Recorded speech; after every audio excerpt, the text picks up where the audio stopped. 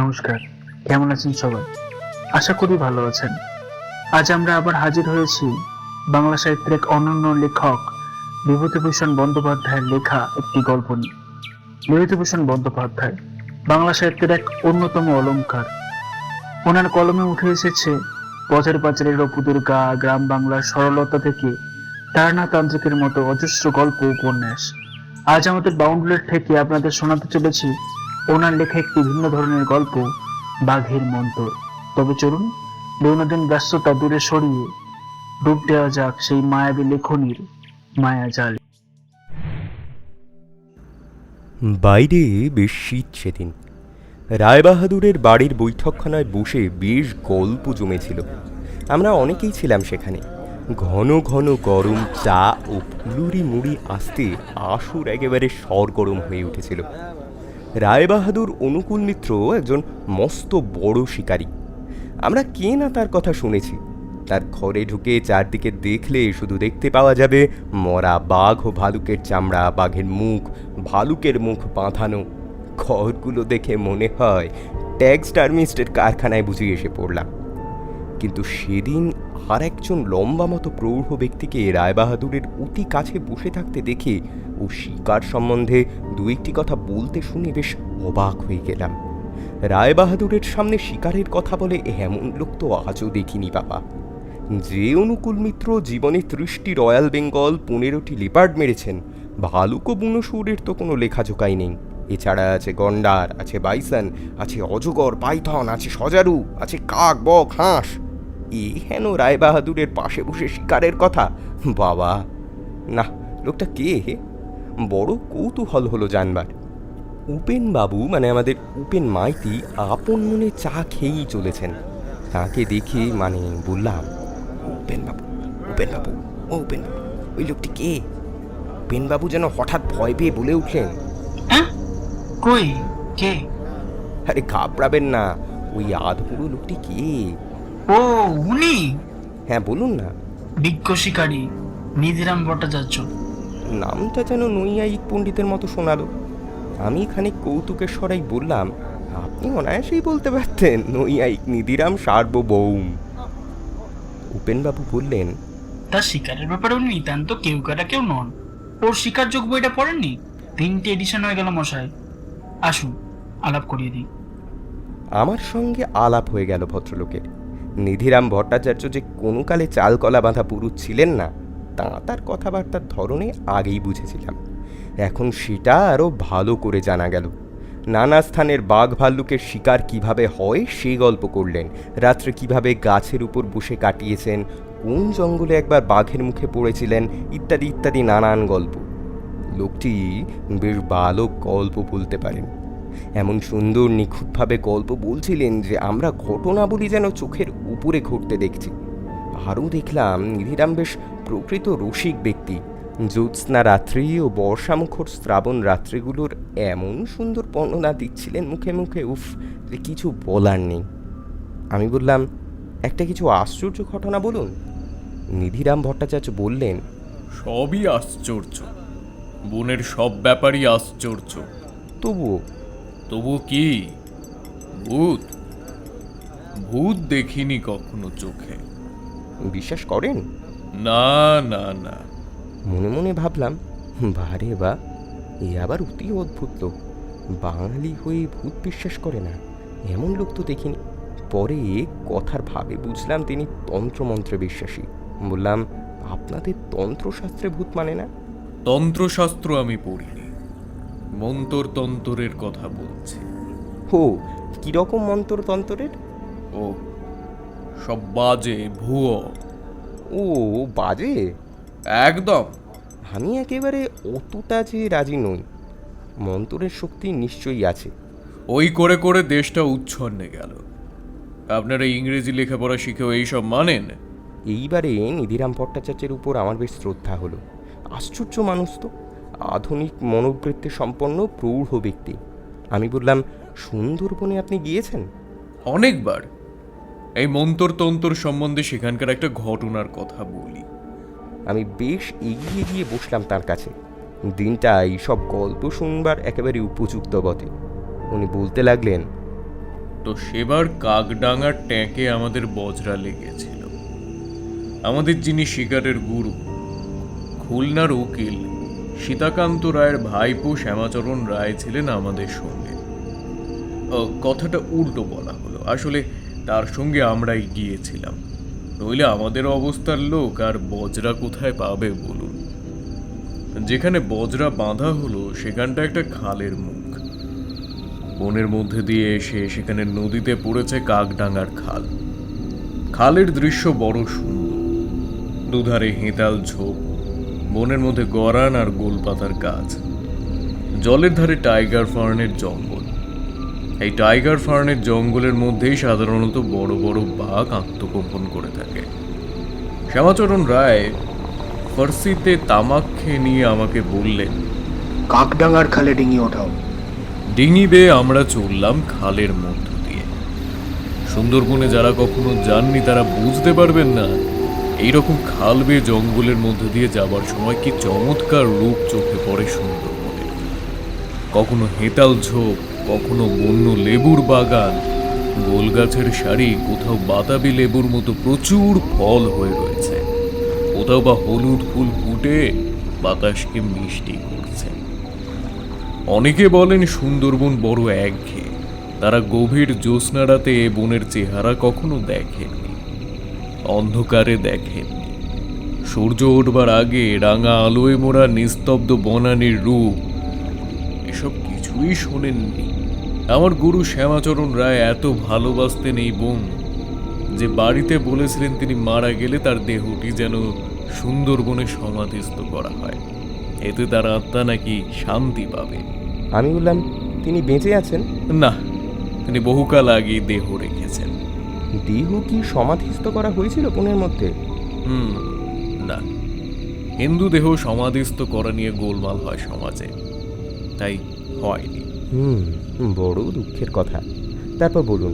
শুনুন তারপর, কিন্তু একটা কথা, সবটা শেষ হয়ে না গেলে কোনো প্রতিবাদ করতে পারবেন না।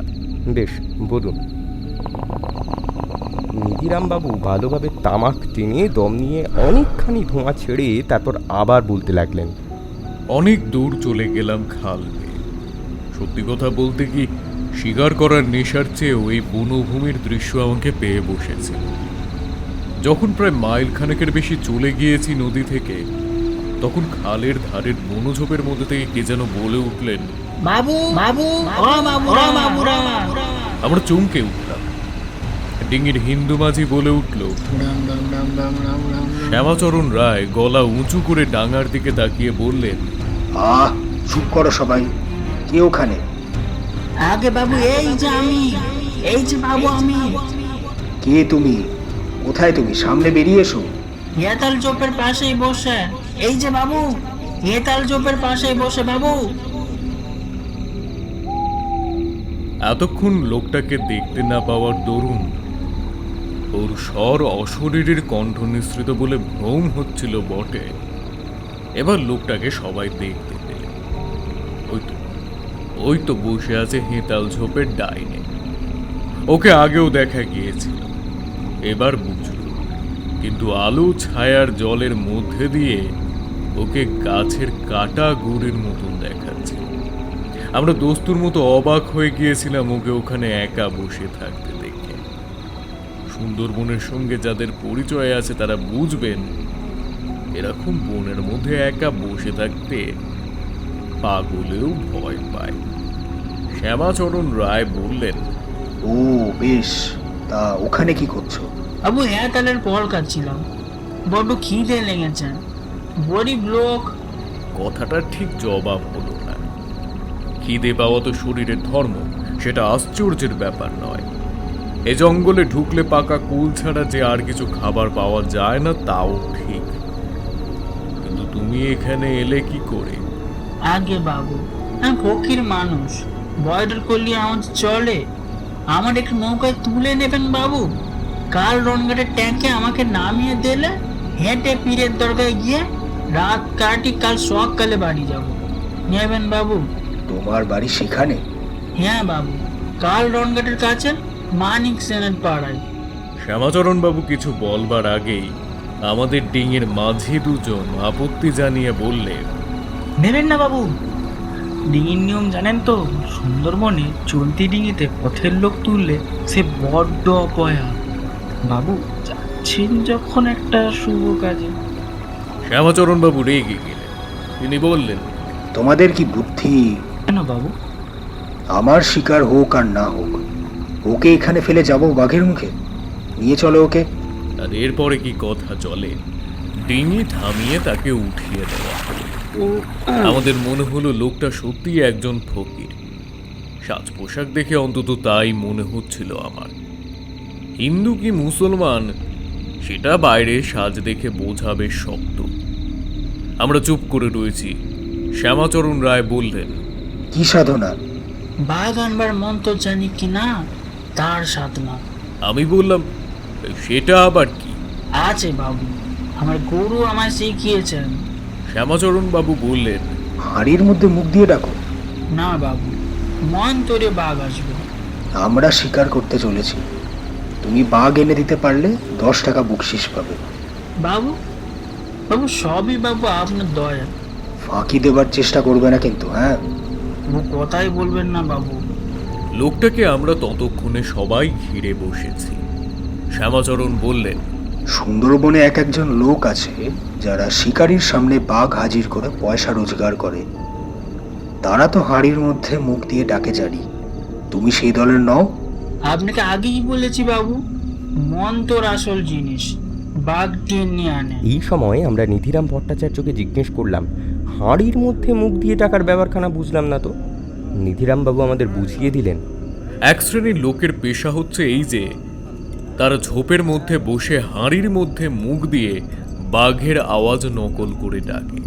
তাতে নরখাদক বাঘ সেখানে ছুটে আসে এবং শিকারের বন্দুকের পাল্লায় ধরা দেয়। যুদ্ধের আগে ওদের ফি ছিল 5 টাকা, এখন কত জানি না। আমরা বললাম, এমনভাবে বাঘ আসতে আপনি দেখেছেন? অনেক দেখেছি, তবে সব সময় সফল হয় না ওদের চেষ্টা। বাঘ হয়তো সে জঙ্গলে নেই কিংবা কাছে নেই, নয়তো মানুষের সারাপে পিছিয়ে গেছে। সে অবস্থায় কি হবে? বেশ, শুনুন তবে। আমি ঘুণ শিকারী, মন্তরে বাঘ এনে দেয় এমন কথা কখনো শুনিনি। শিকার কত এগিয়ে গেল এখন তাহলে ভাবুন তো। শিকারের শখ যাদের আছে তারা জানেন একটা জ্যান্ত বাঘের পেছনে কি খাটুনিটাই না খাটতে হয়। হয় জঙ্গল ঠেঙাও, নয়তো মাচা বেঁধে রাত জাগো। কম কষ্ট মশাই। আর সে জায়গায় যদি মন্তরে বাঘ আসে তবে শিকার কত সোজা হয়ে গেল বলুন। 5-এর জায়গায় 10 দিতে তারা কেন আপত্তি করবে? তা ঠিক কথা। বেশ, ছাড়ুন, তারপর বলুন আপনি। তারপর ঘন্টা 2 কেটে গেল। কাকডাঙ্গার খালের মাজায় এসে আমরা নোঙর করলাম। মাজায় মানে কি? যদিও এর উত্তর পেলাম না। বদলের বিরক্তি ভরা চোখে আমার দিকে একবার তাকিয়ে আবার আগের মতো বলে চললেন, খালের অর্ধেকটা পার হয়ে এসে সন্ধে হয়ে গেল। আমরা সাহস করলাম না এখন ডাঙায় নামতে। রাত্রে খাবার সঙ্গে আনা হয়েছিল, তাই খেয়ে সবাই ডিঙিতে শুয়ে রাত কাটিয়ে দিলাম। সমস্ত রাত উত্তেজনায় শ্যামাচরণ বাবুর ঘুম নেই চোখে। তিনি শুধু বসে বসে ফকির সাহেবের আজগুবি মন্তরের কথা শুনছিলেন। কতবার সাধনা করেছে বনের মধ্যে এই বাঘকে আনার জন্য। গভীর থেকে গভীরতর জঙ্গলে বসে এই মন্ত্রের সাধনা করাই তার কাজ। আরো কত কি যে বাজে গল্প। সারাদিন খেটে খুঁটে একটু যে রাতে ঘুমোবো তার কোনো উপায় নেই। কিন্তু শ্যামাচরণ রায় স্বয়ং ফকির সাহেবের মুরব্বী, তার কথার উপর কে কথা বলবে? আমরা চুপচাপ শুয়ে ঘুমোবার চেষ্টা করলাম। শেষ রাতের দিকে খানিকটা কৃতকার্য যে হইনি তাও নয়। আমি বললাম, একটা কথা, আপনারা কাকডাঙ্গা খালের মাঝামাঝি গেলেন কেন? বজরা ছেড়ে আসা হেতু কি? উফ, হেতু খুব স্পষ্ট। বজরায় বসে তা শিকার চলবে না। বজরা আছে নদীতে, তার একদিকে জঙ্গল, অন্যদিকে কুল কিনারা দেখা যায় কি যায় না। ছোট খালের মধ্যে না গেলে দুদিকের জঙ্গল তুমি দেখতে পাবে না। তুমি তো জঙ্গলে চড়ুই ভাতি করতে আসনি।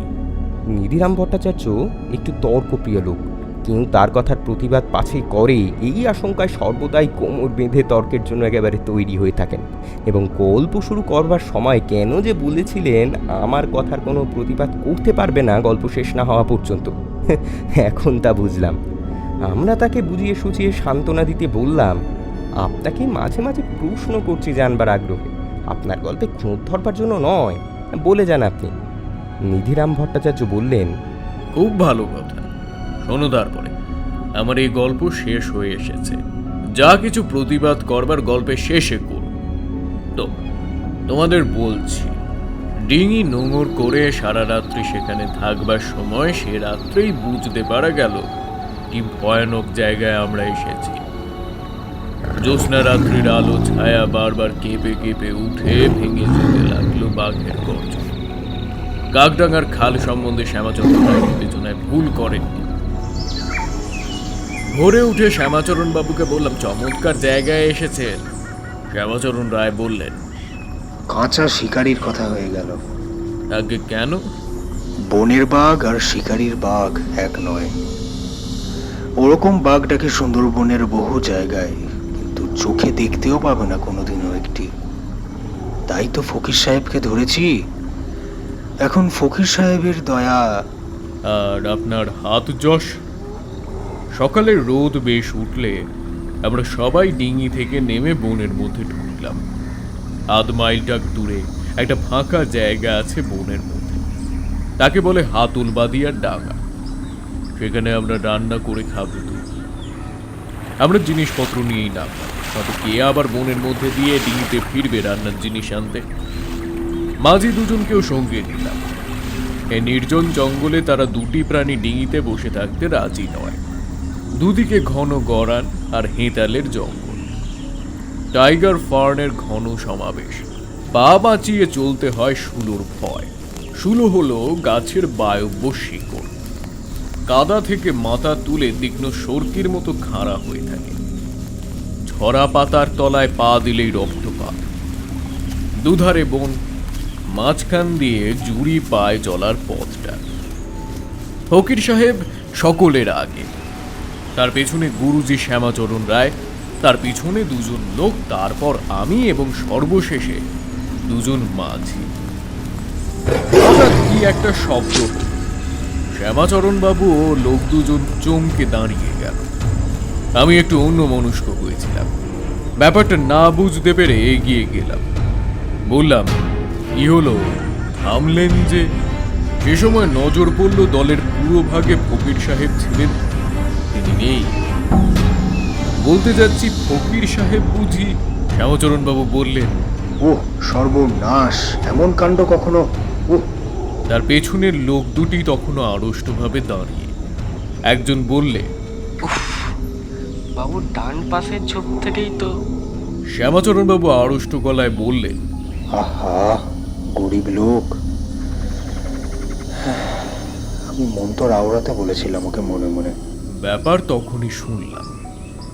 ডান দিকে টাইগার ফার্নের বন থেকে ভীষণ একটা রয়্যাল টাইগার লাফিয়ে পড়ে ফকির সাহেবকে তুলে নিয়ে গেছে। যে দেখে মনে হলো বাঁ দিকের হেতাল ঝোপের মাথা তখনও নড়ছে। আমি রুদ্ধশ্বাসে বললাম, তারপর পাওয়া গেল ফকির সাহেবকে? তা কখনো যায়? ওই শেষ। একটা হিংলাজের দানার মালা কেবল একটি হেতালের ডালে বেঁধে ঝুলছিল। আমরা অনেক খুঁজেছিলাম। শ্যামাচরণ রায় বড় শিকারী, বাঘের ধরন ধারণ, তাক বাঘ, অনেক কিছু জানেন। কিছুই করতে পারলেন না। নামও জানি নে ফকির সাহেবের যে কাউকে কোথাও খবর দেব। আমার গুরুজি শ্যামাচরণ রায় বলতেন লোকটা অত্যন্ত গুণী ছিল। মন্দরের জোরে বাঘ আকর্ষণ সে ঠিকই করেছিল, আমার অসতর্কতায় মারা পড়ল। বাঘকে আকর্ষণ করতেই শিখেছিল, বাঘের হাত থেকে বাঁচার মন্ত্র তো আর শেখেনি। অপরাহ্নের দিকে আমরা খোঁজাখুঁজি শেষ করে কাকডাঙ্গার খাল বেয়ে বজরা ধরলাম নদীতে। মন সবারই এত খারাপ হয়ে গেল যে সেবারে আমাদের শিকারে কোনো উৎসাহই আর রইল না। শ্যামাচরণ বাবুকে একটা কথা আমি জিজ্ঞেস করেছিলাম, গুরুজি, ফকির সাহেবকে দলের আগে আগে কে যেতে বলেছিল? আপনি তো জানেন এভাবে নিরস্ত্র অবস্থায় আগেও ভাবে যেতেনি। শ্যামাচরণ রায় বলেছিলেন, বিশ্বাস করিনি যে, বুকাস বলে ভেবেছিলাম তোমাদের মতো। শুনছিলেন আজকের গল্প বাঘের মন্তর। গল্প পাঠে ছিল অরিত্র, মেঘ, অদৃশ, সোহম ও সৌমেন। কেমন লাগলো জানাতে ভুলবেন না কিন্তু। আজ তবে আসি, টাটা।